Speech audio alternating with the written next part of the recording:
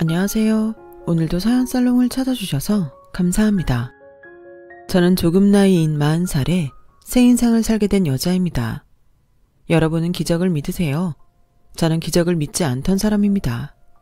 친정아버지가 병으로 오래 투병 생활을 하다가 돌아가셨는데 그때 제가 매일 간절하게 바랬던 게 바로 이 기적이었어요. 하지만 끝내 기적은 일어나지 않았고 친정아버지는 고통스러운 마지막을 보내다 가셨는데요. 그 뒤로는 종교도 기적도 믿지 않는 그런 사람이 되었어요.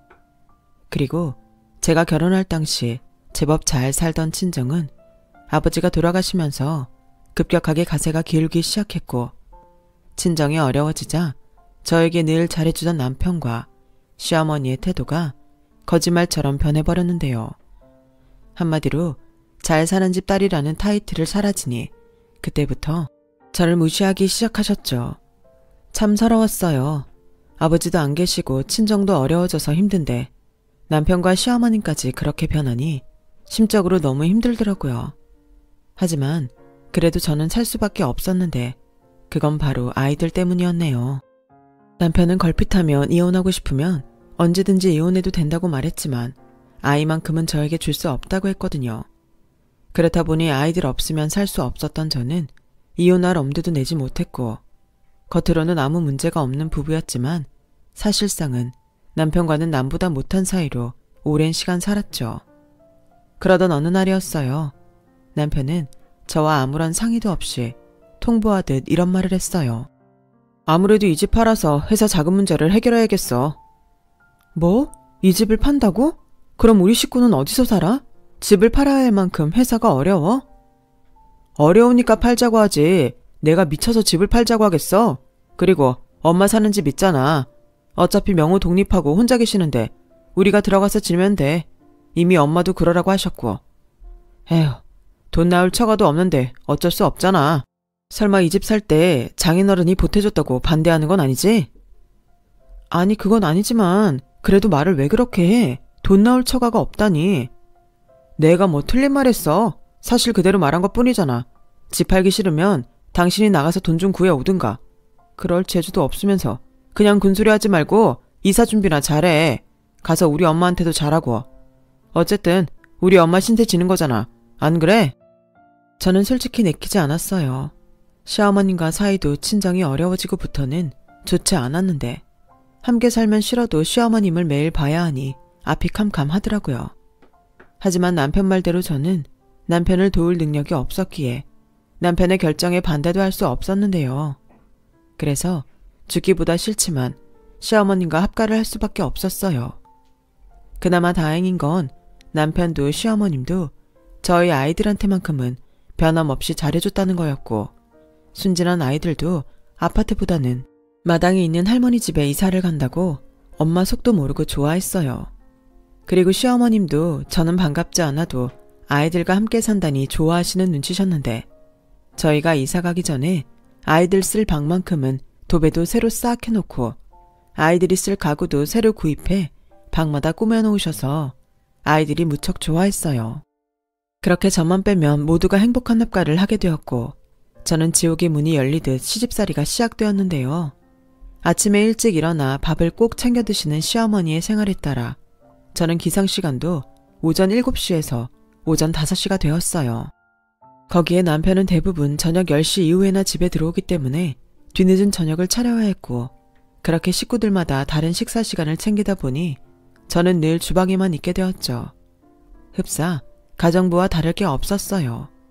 하지만 인간은 적응의 동물이라는 말이 맞는지 죽겠다고 생각한 시집살이도 1년을 넘기니 어느 정도 적응과 노하우가 생겼고 조금 익숙해지면서 예전보다는 그나마 편해지니 딱 그쯤 기다렸다는 듯 저에겐 또다시 악재가 시작되었어요. 아빠가 돌아가신 지 3년밖에 되지 않았는데 친정엄마도 같은 암 진단을 받게 되셨거든요. 정말 세상이 무너지는 기분이었어요. 왜 나쁜 일은 저에게만 일어나는 건지 이미 체념한 저였지만 세상이 싫고 하늘이 미웠죠. 친정엄마는 대장암 3기라 당장 수술을 해야 하는 상황이셨어요. 그런데 문제는 역시 돈이었죠. 저는 둘째 아이를 낳고 직장을 그만둬서 5년째 경제활동을 못하고 있었거든요. 그래서 남편도 허구한 날 사업이 잘 안 된다며 생활비를 줄 때마다 앓는 소리를 했는데 그런 남편에게 도와달라고 말을 하기가 여간 어려운 게 아니었어요. 하지만 수술하지 않는다면 친정엄마 어떻게 될지 모르고 저는 너무 불안했는데 자식이라곤 저 하나라 도움받을 형제도 없었고 친가도 외가도 없었기에 정말 온전히 저 혼자서 이 일을 감당해야 했어요. 하지만 아무리 생각해도 기댈 곳은 남편밖에 없었고 고민 끝에 남편에게 친정엄마 수술비 이야기를 꺼내게 되었는데 역시나 남편의 반응은 싸늘하기만 하더군요. 저기 알아 아빠, 나 할 말 있는데. 뭔데? 돈 얘기면 꺼내지 말고 돈 얘기 아니면 해. 지금 자기 아니어도 나한테 돈 타령하는 사람 많아 죽겠거든. 그게 있잖아.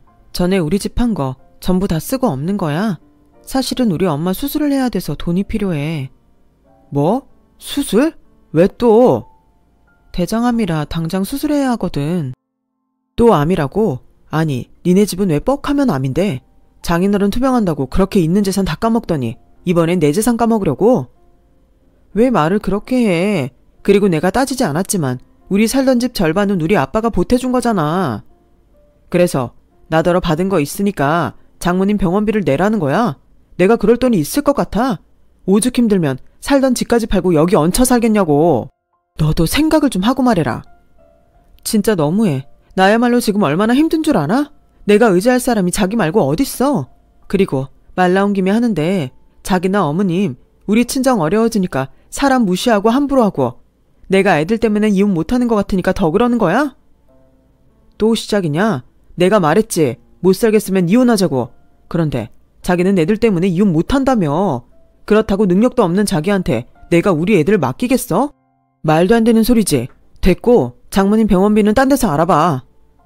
뭐라고? 내가 형제가 있어. 친척이 있어. 도움 청할 거 뻔히 없는 거 알면서. 아씨, 몰라. 아는 사람한테 빌리던 병원에 사정을 하든 알아서 해. 사람 귀찮게 굴지 말고. 아, 단 대출 같은 빚은 만들지 마라. 그때는 자기가 싫다고 해도 이혼이니까. 아마 저는 그때부터 이 인간과는 더는 살아도 의미가 없다고 생각한 것 같아요. 다른 건 몰라도 부모님이 큰 병에 걸렸는데 자기 부모 아니라고 저렇게 말하는 남편의 인성에 제가 결혼을 잘못해도 한참 잘못했다는 생각이 들었거든요. 이쯤 얘기하면 그런 남편 뭘 보고 결혼냐고 오히려 그런 인간을 알아보지 못한 제가 문제가 있다고 그렇게 생각하실 수도 있을 것 같은데 현금 자산이 많았던 저희 아빠가 병에 걸리기 전까지는 믿기 어렵지만 저희 남편은 저를 여왕처럼 떠받들고 살았어요. 시어머님도 명절이면 음식하겠다고 일찍 시댁에 온 저에게 할 거 없다며 쉬라고 어찌나 신경 써주던지 주방에는 얼씬도 못했는데 친정이 어려워지니 언제 그랬냐는 듯 사람들이 바뀌어 버리더라고요. 그래서 그 비참함이 더하면 더했는데 그때 저희 부부가 저희 엄마 수술비로 말다툼을 벌이고 있으니 그 소리가 시끄러웠는지 시어머님이 나오셔서는 의외의 말씀을 꺼내셨어요. 도윤아, 아무리 그래도 장모가 아픈데 그렇게 말하면 쓰냐? 예, 알아 엄마야. 그 수술비 내가 해주마. 삼기면 그래도 살 가망이 있는 거잖아. 그럼 해볼 수 있는 데까지 해야지. 뭔 이혼이야? 그런 소리 함부로 하는 거 아니다. 애들도 어린데. 자, 이제 해결됐으니까 니들 그만 싸우고 들어가자. 시끄러워서 내가 잠을 잘 수가 없다. 어머니 감사해요. 그리고 죄송해요. 그래, 너 대신 나한테 앞으로 잘해라. 그럼요. 제가 앞으로 어머님한테 더 잘할게요. 역시 우리 엄마 멋있어. 세상에 이런 시어머니가 어딨냐? 당신 우리 엄마한테 진짜 잘해. 알겠어? 저는 정말 그때만큼은 시어머님이 하늘이고 은인 같았어요. 그래서 진심으로 시어머님께 감사했고 잘해야겠다고 생각했는데요. 이게 또 훗날 저에겐 족쇄가 됐어요. 시어머님은 저희 친정엄마의 수술비를 주신 이후 걸핏하면 당신이 친정엄마를 살려준 은인이라며 저를 종부리듯 하시는데 받은 게 있다 보니 저는 아무 말도 하지 못하고 그저 시키는 걸 군소리 없이 할 수밖에 없었어요. 그나마 다행히 시어머님의 도움으로 무사히 수술을 받은 친정엄마는 생각보다 빨리 상태가 호전되어 퇴원하실 수 있었고 결과야 어찌됐든 시어머님 덕에 저희 엄마가 위기를 넘겼으니 저는 그 족쇄를 참고 견뎌야 했죠. 그러면서 친정엄마에게는 속사정도 제대로 말하지 못했고 제 속도 모르는 친정엄마는 세상에 그렇게 고마운 사돈이 있냐며 저에게 시댁에 잘하라고 하셨는데 벙어리 냉가슴 할 듯 혼자만 괴로운 시간을 보내야 했었네요. 그렇다 보니 속병인지 저는 점점 우울해졌고 살도 8kg가 쭉 빠졌는데 시어머님이 집에 초대한 당신 친구들과 나누는 대화를 듣게 된 저는 원래도 없었지만 없던 정도 뚝 떨어졌어요.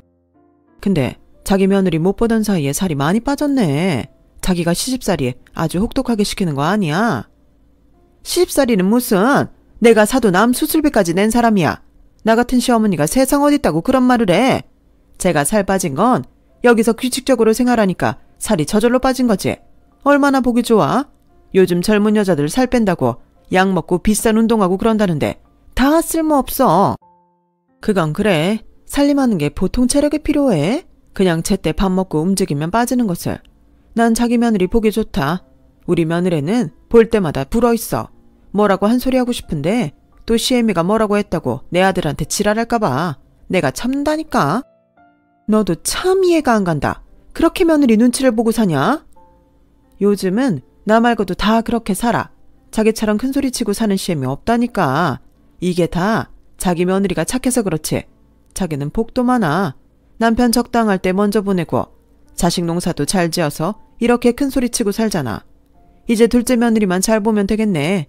그나저나 막내 아들 나이도 찼는데 장가 안 보내? 누가 안 보내? 말도 마. 막내 그게 눈이 얼마나 높은지? 웬만한 선짜리는 명함도 못 내밀어. 저러다 노총각으로 살까봐 내가 요즘 걱정이 얼마나 많은 줄 알아? 그래도 다 짝은 있어. 기다려봐. 자기 눈에 차는 색시 데려오겠지. 그럼 소원이 없겠다. 저렇게 쫄딱 망한 집 여자만 아니면 나는 무조건 오케이인데. 그거야 모르지. 자기 첫째 아들 장가 보낼 때 부잣집 딸 며느리로 들인다고 엄청 좋아했잖아. 사람 사는 건 모르는 거지. 그래도 며느리가 인성 착하고 야무져서 얼마나 다행이야. 다행은 나는 인성 더럽고 야무지지 않아도 되니까 잘 사는 집 며느리 얻고 싶어. 하여간 욕심은 그래도 그렇게 욕심이 많아서 지금 그렇게 나름 편하게 사는 거지. 아무튼 난 요즘 자기가 제일 부러워. 부럽긴 나도 불안불안해. 그래서 하루라도 빨리 막내가 좋은 집 여자를 데리고 왔으면 좋겠는데 에휴 내 마음 같아야 말이지. 시어머님은 항상 그런 식으로 자랑처럼 신세한탄하는 척을 자주 하셨어요. 그리고 걸핏하면 저는 망한 집 딸이라며 로또인 줄 알았는데 꽝이었다고 친구들 사이에서 함부로 말씀하시는데 아이들만 조금 더 크면 제 손으로 돈을 벌고 도움받을 수술비만 갚으면 이 지긋지긋한 집구석을 나가겠다고 다짐했어요. 그리고 시어머님이 그렇게 기다리던 소식이 들려왔는데 그건 드디어 도련님이 결혼할 여자를 집에 데려오겠다는 연락이었어요. 전화로 대충 들었지만 상당한 재력이 있는 집안의 딸로 집안 사업을 아버지와 함께 운영하고 있다고 했는데요. 시어머님은 아직 사돈도 되지 않은 그 시아버지가 죽으면 사업이 모두 딸한테 가는 게 아니냐며 집안의 경사라고 어깨춤까지 추며 좋아하시더라고요. 그리고 저에게 신신당부하듯 이렇게 말씀하셨어요. 너도 대충 들어 알겠지만 인사 올 여자 집안이 상당한 재력가라고 하니 우리가 무조건 그 여자를 잡아야 한다. 그러니까 지금부터 부지런히 눈에 거슬리는 건 다 치워버리고 집안 먼지 한 톨 나오지 않게 네가 신경을 좀 써. 그리고 음식은 비싸도 남아서 버려도 되니까 좋은 재료로 한 상 가득 푸짐하게 차리고. 아, 갑자기 닥치니까 정신이 하나도 없네. 아무튼 네가 신경을 써. 니네 집 그렇게 되고 내가 얼마나 우울했는지 아냐? 그런데 이렇게 우리 막내가 또 한 건 해주니 얼마나 다행이냐? 이번 기회에 부자 사돈 적 좀 볼라니까 넌 무조건 잘해. 이 결혼 엎어지면 다 너 때문이다. 불만 없지? 니네 엄마 목숨 내가 살려주는 애 생각해서 잘 하란 말이야. 음식 맛도 신경 쓰고. 알겠어? 시어머님은 당신 막내 아들이 나이가 있는 만큼 이번이 마지막 기회라고 생각하셨는지 온 신경을 예비 며느리 맞이에 쏟으셨어요. 그리고 그만큼 예민해져서 저에게도 평소보다 더 많은 잔소리를 하셨는데요. 제가 아무리 부지런을 떨고 시어머님의 기분에 맞추려 노력을 해도 제가 아는 모든 것은 당신 성에 안 찬다며 갖은 트집과 구박을 하셨어요. 야, 너는 정말 이게 최선이냐? 뭘 이렇게 제대로 하는 게 없어. 내가 그동안 너를 너무 오냐오냐 했지? 시집 온 지가 언젠데 한심하다 한심해. 너 내 성격 몰라? 내가 먼지 한 톨 나오지 않게 하라고 했지? 근데 저기 창문 좀 봐. 아주 얼룩이 가득하잖아. 어머니, 저건 날씨 때문에 생기는 건데. 뭐? 너 지금 나한테 말대꾸 하냐? 이게 진짜 좋게 말로 했더니 영 안 되겠네. 천재지변이 생겨도 내 눈에 거슬리는 거 없게 하란 말이잖아. 네가 밖에서 돈을 버는 것도 아니고 망한 집이 다시 잘 사는 것도 아니면 죽기 살기로 집안일이라도 잘해야지. 넌 생각이 글러먹었어. 똑 부러지게 일 못해? 좌우지간 아직도 지가 부잣집 딸이라고? 착각하고 사는 거야 뭐야. 아휴, 애들만 아니면 확 이혼시키는 건데 저걸 언제까지 보고 살아야 하나 몰라. 시어머님은 함께 산 이후로 항상 저런 식으로 저에게 말씀하셨어요. 그리고 저도 사람이라 그 말을 듣고 기분이 좋을 리는 없었는데 시어머님은 당신이 저희 엄마의 수술비를 내줬으니 제가 그런 취급을 받아도 참고 살아야 한다고 생각하신 듯 미안한 기색도 하나 없으셨는데 남편도 사정은 다르지 않았어요. 남편도 당신 엄마가 저희 엄마를 살려줬으니 제가 무조건 참고 시어머니 비위를 맞춰야 한다고 입에 침이 마르도록 떠들었고 그렇기 때문에 제가 아무리 구박을 받아도 제 편을 들어준 일이 없었는데요. 사람이 그렇게 혼자 궁지에 몰리니 밤이면 혼자 숨죽이고 결혼 전 친정 부모님과 찍은 핸드폰 사진을 보며 울 때가 많았어요.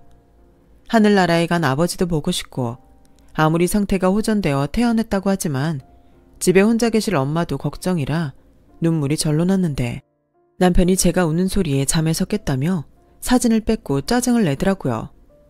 아이씨, 시끄러워서 잠을 잘 수가 없잖아. 누가 야밤에 질질 짜래. 당신이 애야? 지금 우울한 건 당신이 아니라 나라고. 한 번만 짜증나게 질질 짜기만 해. 이 사진은 내가 지워버릴 테니까 그런 줄 알아. 뭐? 당신이 뭔데 사진을 지워. 이리 줘. 이젠 같이 찍을 수도 없는 사진이라고. 그리고 내가 뭘 그렇게 잘못했어? 아빠 그렇게 되시고 친정 어려워진 게 내 탓이야? 사람들이 진짜 어떻게 그렇게 속물들이니? 뭐래. 당신 집 일을 그럼 내 탓을 하냐? 그런 집에 태어난 당신 탓이지. 그리고 그런 당신이랑 결혼한 내 잘못이기도 하고. 아이씨, 짜증나니까 그만해. 사람이 이렇게 맨날 과거에 매여 사니까 발전이 없는 거야. 그래서 사진 지운 거니까 이제 제발 잠 좀 자자. 싫으면 짐 싸서 나가든가. 남편은 그렇게 한결같이 저를 위로해주지 않았고 매몰차게 제 핸드폰의 사진들을 지워버렸어요. 남편이 아니라 원수라고 하더니 그 말이 딱 맞았어요. 언젠가는 기필코 꼭 복수를 하고 싶은 그런 마음이 들었어요. 그래서 그날 이후 틈틈이 이 집을 나가기 위해 일자리도 알아봤고 혼자 살 집도 알아보고 있었는데 그동안 아이 키우고 살림만 해서 그런지 실정도 잘 모르겠고 모든 게 다 낯설고 무섭기만 했어요. 결혼 전에는 집이 잘 살아 아쉬울 것 하나 없이 살았는데 저 혼자는 아무것도 할 수 없으니 저도 제가 한심스럽게만 보였어요. 그렇다고 이런 취급을 받으며 계속 있을 수는 없었기에 그럼 아이들 크는 동안 자격증이라도 따자 싶어 밤이면 혼자 화장실에 들어가 공부를 했는데요. 그러던 중 오전 시간에 예정보다 빨리 예비동서가 인사를 온다며 시어머님의 불호령이 떨어졌어요.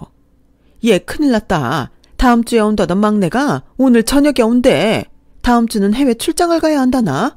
너 당장 장 좀 봐라. 돈 아끼지 말고 무조건 비싸고 좋은 걸로 사와. 오늘 저녁이요? 저 오늘 밖에 볼 일 있는데. 니깎게 볼 일은 무슨? 어차피 별로 중요하지도 않은 거겠지. 잔말 말고 얼른 갔다 와. 저는 그날 자격증 시험이 있었어요. 이미 응시료도 다 냈고 시험만 치면 되는 거였는데 당장 손님상을 차려야 한다고 불호령이시니 저는 공부도 다 해놓고 시험을 치러 가지 못하는 신세가 됐어요. 어찌나 우울한지 아직 얼굴도 보지 못한 예비 동서까지 한 통속으로 그렇게 미울 수가 없었어요. 하지만 당장 닥친 일을 어쩔 수 없었기에 우울한 기분으로 장을 보고 하루 종일 혼자 주방에서 음식을 만들었는데요. 틈틈이 이것 치워라 저것 치워라 하는 시어머니의 잔소리에 그야말로 넋이 나가 있었어요. 당신은 뭐 하나 거들어주지 않으면서 입만 바쁘게 저를 부려먹는데 나중엔 어지러워서 서 있기도 힘들더라고요. 하지만 제가 조금 쉬려고 하면 어디서 농땡이를 피우냐며 시어머님의 불호령이 떨어졌고 그렇게 제가 정신없이 일을 하는 중 약속 시간이 되어 초인종 소리가 울렸어요.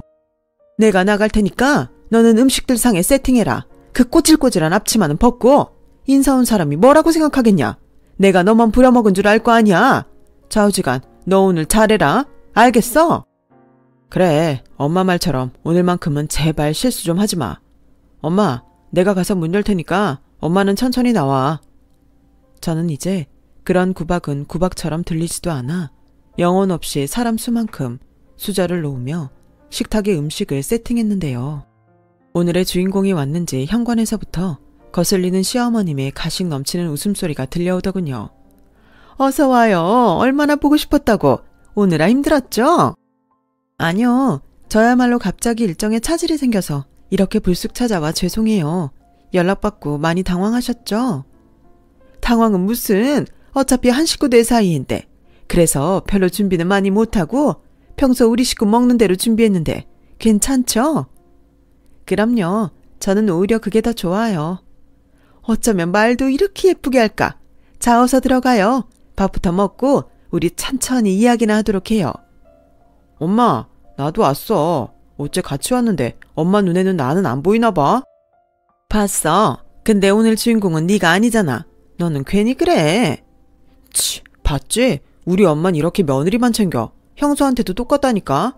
형수 결혼하고 주방에 들어가는 꼴을 못 봐. 저는 주방에서 음식 세팅을 하다 도련님 말에 깜짝 놀랐어요. 오늘 하루 종일 저만 이 집에서 일했는데 어떻게 사정 뻔히 알면서 저런 거짓말을 아무렇지 않게 하는지. 누가 그 엄마의 그 아들 아니랄까봐 헛웃음이 나오더라고요. 그렇게 화목하게 도련님과 예비동서가 주방으로 들어왔어요. 그리고 제가 차린 상을 보고 예비동서는 뭘 이렇게 많이 차렸냐며 놀랐는데, 그런 반응과 반대로 시어머님은 제가 상에 올려놓은 조깃찜을 유심히 보더니 저에게 잠깐 나오라고 어금니를 꽉 물고 말씀하셨어요. 어머님, 왜요? 저기 조깃찜에 왜 고명이 없냐? 원래 조깃찜에는 칼집을 내고 그 위에 색색 고명을 올려야지. 아, 그게 워낙 음식 종류가 많아서 깜빡했어요. 죄송해요. 깜빡? 이게 미쳤나? 너네가 정신 똑바로 차리라고 했지? 오늘 같은 날엔 실수하면 안 된다고 내가 몇 번을 말했어. 너 일부러 그랬지? 일부러라뇨. 아시잖아요. 오늘 저만 온종일 일한 거. 그래서 깜빡한 건데 오늘만 봐주세요. 오라, 너만 오늘 왼종일 일했으니 나더러 지금 입 다물고 조용히 있으라는 소리냐? 이러다 나중엔 시애미를 물러보겠구나. 제가 언제요? 시어머님은 제가 자꾸 자기 말에 말대꾸를 한다며 급기야 주방에서 조깃찜을 가져와 이딴 걸 누가 먹냐고 제 얼굴에 던져버리셨어요. 이게 아주 내가 좋게 봐주니까 내 머리 꼭대기에 올라가려고 하네. 다 만든 음식에 고명 올려 장식하는 건 기본 중에 기본 아니야. 너는 도대체 니네 집에서 뭘 배워온 거냐? 오늘이 얼마나 중요한 자리인지 몰라? 너 이 자리 망치고 싶어서 일부러 그랬지? 어머니, 아무리 화가 나셔도 그렇지 이게 무슨 짓이세요? 제가 뭘 그렇게 잘못했다고요? 갈비찜에 조깃찜까지 하는데 정신 없으니까 그랬다고 제가 죄송하다고 봐달라고 했잖아요.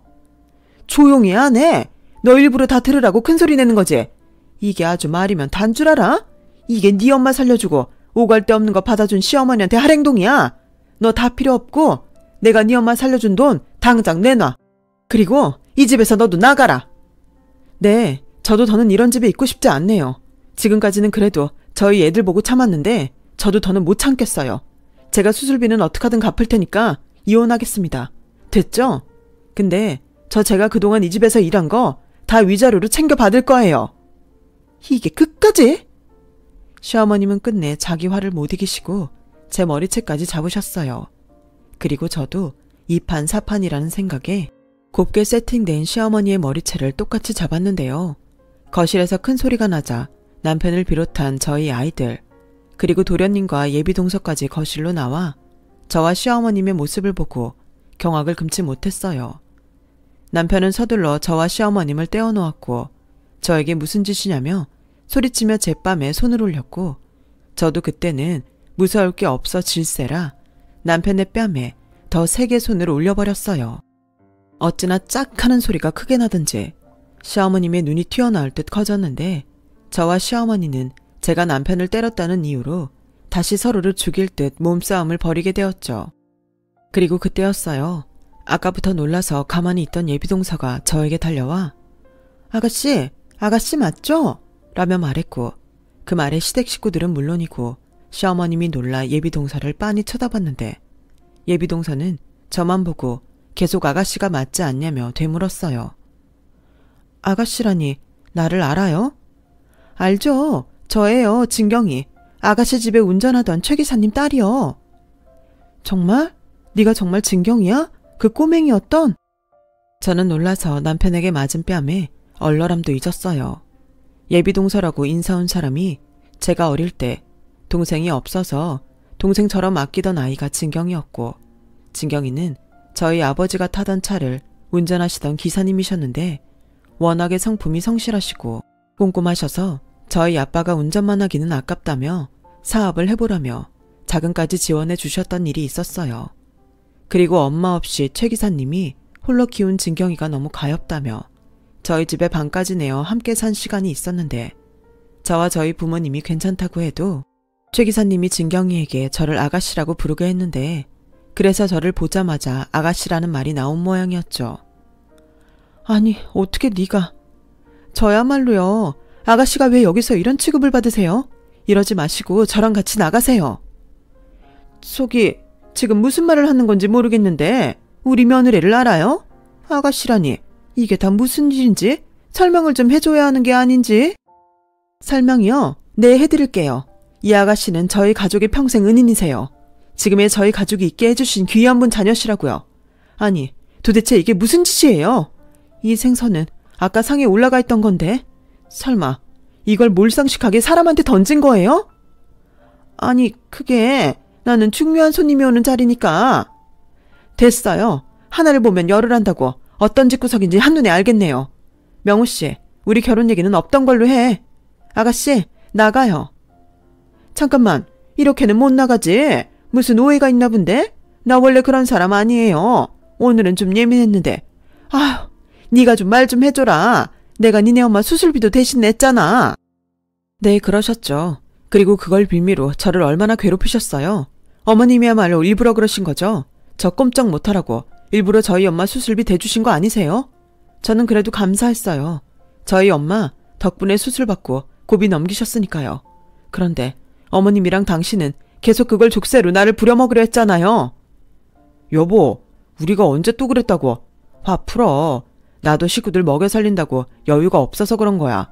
내가 당신 얼마나 사랑하는지 몰라? 내가 당신 여왕처럼 떠받들고 산 거 벌써 다 잊은 거야? 아니, 어떻게 잊어? 그렇게 내내 잘하다 우리 아버지 돌아가시고 집 어려워지니 사람이 180도 변했는데 절대 못 잊지. 진경이는 저와 남편 그리고 시어머님의 말을 듣고 얼굴이 더 일그러졌어요. 그리고 그런 진경이의 얼굴을 본 도련님은 어떻게든 상황을 수습하려 자기 식구들에게 조용히 하라고 했는데요. 이미 물은 엎어졌고 제 눈엔 진경이가 하늘에서 저희 아버지가 보내준 귀인처럼 느껴졌어요.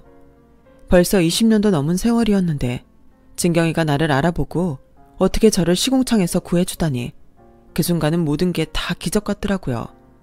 그동안 기적 따위는 없다고 포기하고 믿지 않았는데 사실 시댁 식구들 못지않게 저도 많이 놀란 상황이었어요. 진경이도 이런 식으로 저와 만날 거라고 생각하지 못했기에 놀란 듯 차에 타서 장소를 옮긴 뒤에는 아까와는 다르게 허둥댔는데 그제야 진경이가 어떻게 된 건지 차근차근 말해보라며 저에게 물었어요. 저는 처음부터 끝까지 모든 사실을 진경이한테 말했어요. 그리고 저희 아버지가 지원해준 돈으로 시작한 최 기사님의 사업이 망해 면목이 없어 연락을 끊고 지방으로 갔었다는 진경이네 사연을 듣게 됐는데요. 최 기사님은 어떻게든 저희 아버지가 지원해준 돈만큼은 갚아야 한다며 열심히 산 끝에 지금의 회사를 차리게 되었다며 진경이 또한 그간의 일을 저에게 이야기해 주었어요.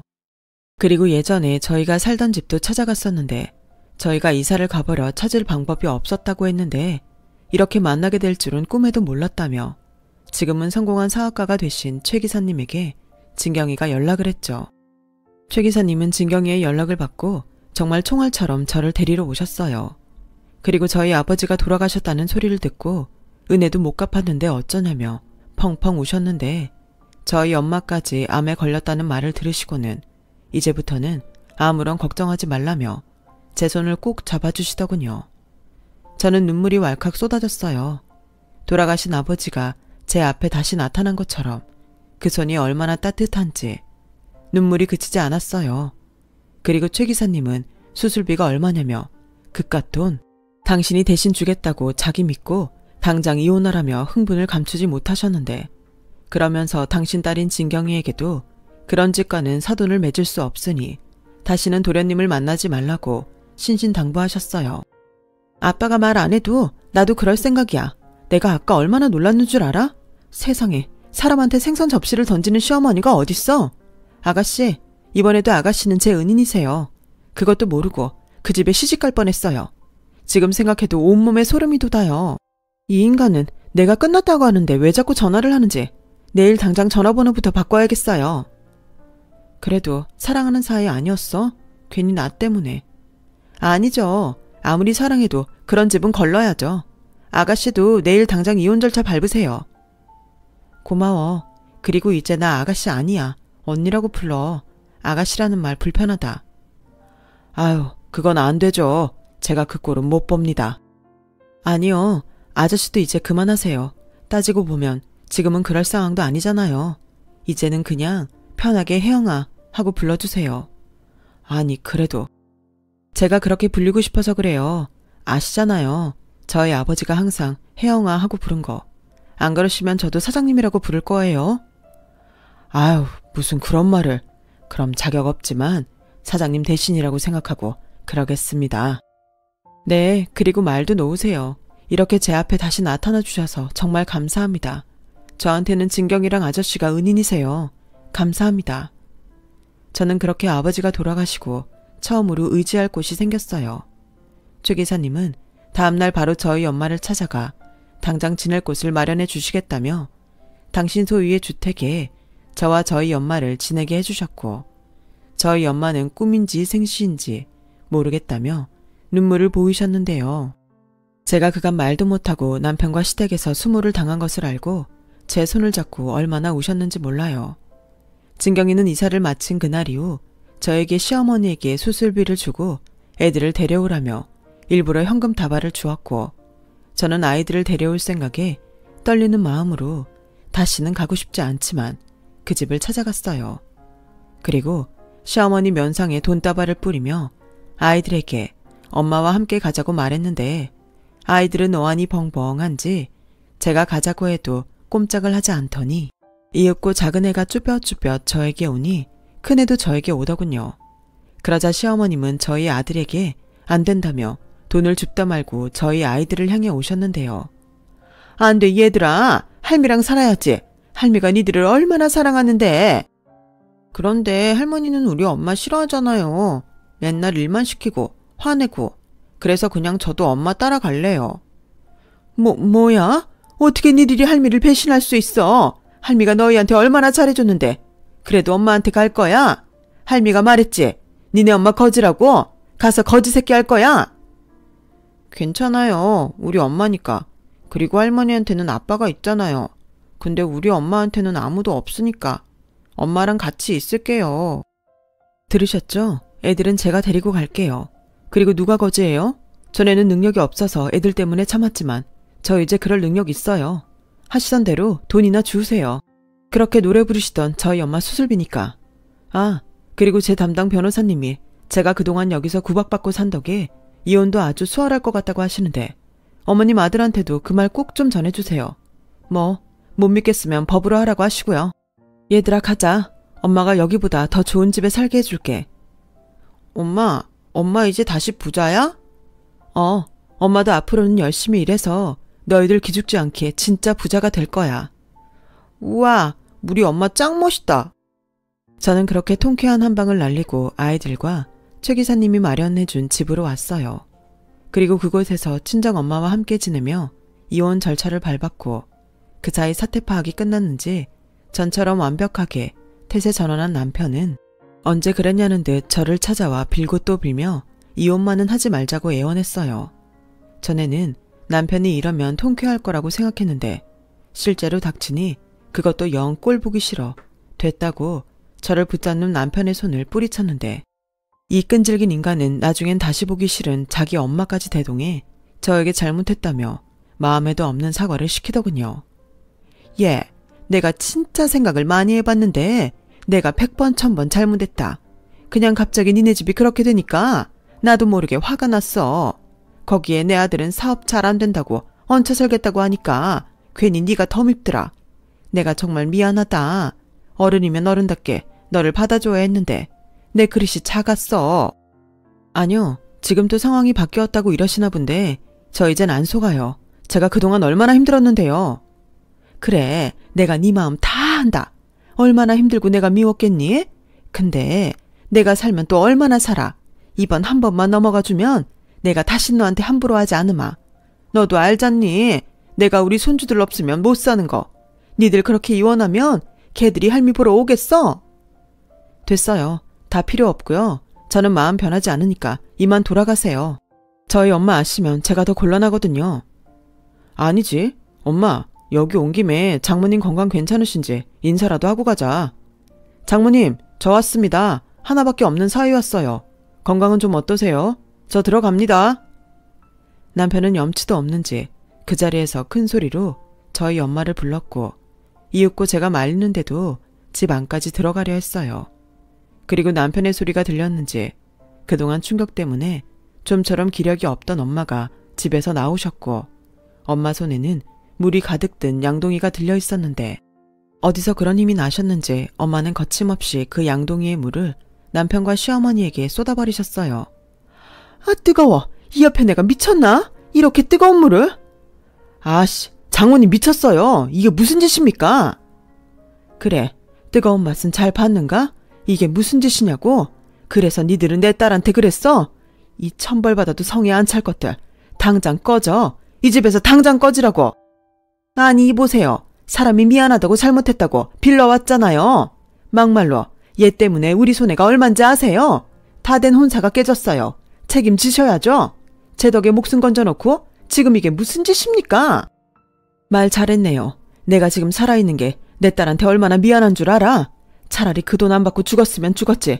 내 속이 얼마나 타고 문드러졌는지 아냐고. 이깟 물이 뜨거워. 내 속은 더 뜨거워. 똑같이 자식 키우는 애미가 어떻게 그럴 수 있어. 그리고 너 이 새끼, 그렇게 나한테 우리 딸 달라고 가지나부를 떨더니 내 남편 그렇게 되고 우리 집 기울였다고 내 딸한테 그렇게 함부로 해? 너 오늘 내 손에 죽어봐. 엄마, 그만해. 엄마 그러다 쓰러져. 당신 빨리 당신 어머니 데리고 나가. 경찰 부르기 전에 나가라고. 알았어, 나갈게. 그럼 내 동생만 결혼할 수 있게 해줘. 그날은 우리 엄마가 긴장해서 실수한 거고 평소에는 잘해준다고 말이라도 해줄 수 있잖아. 너만 이렇게 호사를 누릴 게 아니라 우리도 똑같이 덕 좀 보자. 미친 새끼, 너는 그 꼴을 다 봤는데 진경이가 그런 말을 믿을 것 같냐? 나라도 그 꼴 보면 절대 결혼 안 해. 그런 머리로 사업을 하니까 그렇게 돈만 꼬라만 박는 거야. 너 지금 내 아들한테 뭐라고 했어? 너 신세 좀 폈다고 아주 기세등등하다. 너 그 돈이 네 돈인 줄 아니? 당장 내 아들 혼사 물어내. 물어내라고! 고래고래 소리를 지르던 시어머니의 소란에 저는 경찰에 신고를 했고 남편과 시어머님은 충돌한 경찰에게 잡혀 저희 집을 떠나게 되었어요. 그리고 그 사실을 CCTV로 모두 본 최 기사님, 아니 진경이의 아버님은 보안업체를 불러 보안에 더 신경 쓰게 했는데요. 제가 너무 가분하다고 말렸음에도 불구하고 낮과 밤엔 경비까지 붙여주셨는데 이게 무슨 호사인지 감사하기도 했지만 이런 분에 넘치는 대접을 계속 받아도 될지 마음이 무거웠어요. 그리하여 진경이에게 부탁해 저도 회사에서 일을 하고 싶다고 부탁을 했고 두 부녀가 괜찮다고 했지만 저는 회사 밑바닥 일부터 배우며 차근차근 저희 엄마 수술비와 집값을 갖고 싶다고 제 뜻을 전했는데요. 절대 안 된다고 회사에 나와 일하고 싶으면 임원 자리를 만들어주시겠다고 하시던 진경이의 아버님은 제가 계속 고집을 피우자 어쩜 저희 아버지와 제가 그렇게 똑같을 수가 있냐며 제 뜻을 따라주셨어요. 그렇게 덕분에 저는 1억이라는 위자료와 재산 분할까지 무사히 받으며 이혼을 마무리할 수 있었고 거기에 아이들 친권 및 양육권까지 제가 다 가져올 수 있었는데요. 그 뒤 제 인생은 지금까지의 생활과는 다르게 완전히 달라졌어요. 저희 아버지가 그러셨던 것처럼 저희 가족을 지키는 진정한 가장이 되기로 마음먹었거든요. 비록 이혼가정 아이들이라는 말을 듣게 되었지만 아이들에게도 노력하며 당당하게 사는 엄마의 모습을 보여주고 싶었는데 고맙게도 아이들이 먼저 이런 제 마음을 알아주고 저를 응원해줬어요. 그리고 제 인생은 점점 더 노력과 행복이 가득한 감사한 삶이 되었는데 제가 회사 일에 적응하고 승진도 할 즈음 진경이 아버님은 저에게 계열사를 하나 만들 건데 진경이와 함께 해보면 어떻겠냐고 제안을 하셨어요. 사람이 일을 하니 자꾸 욕심이 생기는 건지 과분한 제안인 줄 알면서도 저는 제 힘으로 한번 해보고 싶었고 진경이와 함께라면 더더욱 자신이 있었어요. 그리하여 지금은 공동대표로 진경이와 함께 회사를 운영하고 있어요.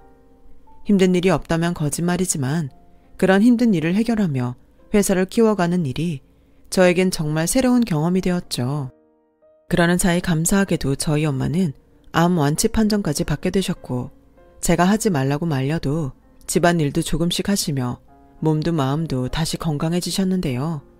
그렇게 행복해서 지난날 따위는 잊고 살 즈음 이젠 전남편이 된 그 인간은 저에게 아이들이 보고 싶다며 한 번씩 연락을 하더니 어찌나 인간이 한결같은지 아이들이 보고 싶다고 연락해놓고 꼭 마지막에는 돈 얘기를 했어요. 저기 돈 좀 빌릴 수 있을까? 지금 자금 사정이 많이 어렵거든. 이번에도 또 돈 얘기야? 전에 하도 그래서 내가 아들 양육비도 포기하고 위자료도 천천히 주라고 했잖아. 근데 지금 진짜 돈이 없어서 길거리에 나앉게 생겼어. 내가 돈이 없어서 엄마 사는 집까지 담보로 대출을 받았거든. 지금 경매한다고 난리야. 그러게 왜 자꾸 그 사업에 미련을 못 버려? 도대체 얼마나 많은 돈을 까먹은 건데. 됐고 난 당신한테 받을 돈은 있어도 줄 돈은 없어. 그러지 말고 자기가 투자 좀 해줘라. 내가 갚을게. 웃기는 소리 하네. 나도 이제 회사 운영하면서 보는 눈 있어. 투자? 당신 사업에 무슨 비전이 있다고 투자를 해? 우리 회사 사람들 딸린 식구가 몇인 줄 알아? 난 절대 그런 무모한 짓 안 해. 당신 진짜 이럴 거야? 아니 왜 사람이 이렇게 매정하게 변했어? 이혼했어도 우리 부부였잖아. 그래, 내가 그게 얼마나 후회되는 줄 알아? 당신이 내 하나밖에 없는 가족 사진 다 지웠지? 당신은 그런 인간이야. 너밖에 모르는 그런 쓰레기. 사람 부르기 전에 네 발로 꺼져. 그렇게 살면 안 쪽팔리냐? 야, 아내 형 진짜 많이 변했다. 그럼 딱 500만 원만. 일단 경매는 막아야 할 거 아니야. 저는 정신 못 차리는 그 인간을 어쩔 수 없이 직원을 불러 내쫓았어요. 그리고 다시는 회사 안에 들여보내지 말라고 조치를 했는데요. 진경이가 잘했다고 저에게 엄지손가락을 올려 보여주더군요. 그러게 뿌린 대로 걷는다고 인간이 바르고 선하게 살았으면 지금 같은 일은 없었을 텐데 참 한심해 보였어요.